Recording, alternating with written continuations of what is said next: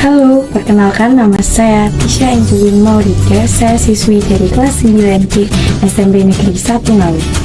Saya sekarang berada di salah satu rumah joglo di Ngawi, yang tepatnya di Jalan Wisnu 1 nomor 67, Kelurahan Karangtengah, Ngawi. Sisi depan yang berukuran lebih kecil atau regol berisi meja kursi yang digunakan untuk menerima tamu. Rumah joglo Darmo Wongso atau dikenal dengan Darmo Menggolo ini disebut sebagai rumah tertua di Ngawi yang dibangun pada tahun 1750 Masehi. Agung Kusumo Wahyu Wibowo, keturunan ke-10 dari Kanjeng Pangeran Sastrawidekso atau Darmo Menggolo yang saat ini menempati dan merawat rumah joglo ini, mengatakan bukti pembangunan rumah joglo ini dibangun pada tahun 1750 Masehi adalah terdapat pada lempengan tembaga yang disimpan di bagian tengah salah satu kayu utama bangunan rumah joglo ini. Rumah joglo ini usianya lebih tua dari bangunan benteng Pendem atau benteng Van den Bosch yang dibangun oleh Belanda antara tahun 1839 sampai dengan 1845.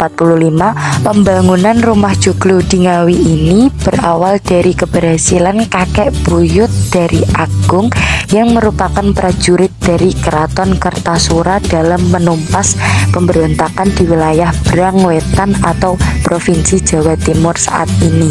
Karena berhasil memadamkan upaya pemberontakan di sejumlah wilayah Brangwetan bersama anggota pasukan Keraton Kertasura lainnya, Darmo Menggolo mendapat hadiah tanah perdikan yang akhirnya dibangun rumah joglo tersebut. Tanah perdikan yang diberikan oleh Keraton Kertasura menurut Agung dimulai dari alun-alun Ngawi sampai batas Bengawan Solo. Kawasan tanah perdikan yang dekat dengan sungai dan merupakan jalur transportasi utama pada waktu itu membuat jumlah warga yang menghuni tanah perdikan terus bertambah.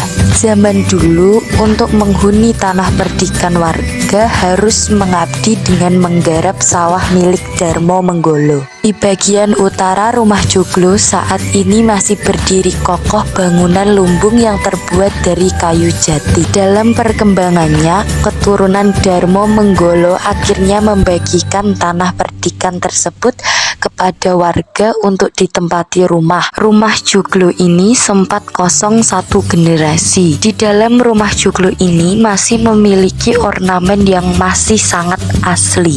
Ukuran tiang penyangga rumah joglo ini memiliki ukuran yang berbeda-beda. Dulu di dalam peti ini terdapat banyak dokumen, tetapi banyak dokumen yang rusak ketika terjadi banjir di tahun 2007. Atap dari rumah joglo ini juga terbuat dari kayu jati asli. Dalam rumah ini juga memiliki banyak keris yang disimpan dan dirawat. Keris yang disimpan di dalam gerobak ini yang dulunya digunakan untuk menyimpan beras atau koin emas. Di dalam rumah joglo ini juga terdapat beberapa tombak yang dipajang dan masih terus dirawat.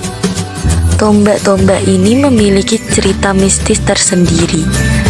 Tombak ini pernah secara fisik menghilang dan terdapat ular melingkar di tempat tersebut.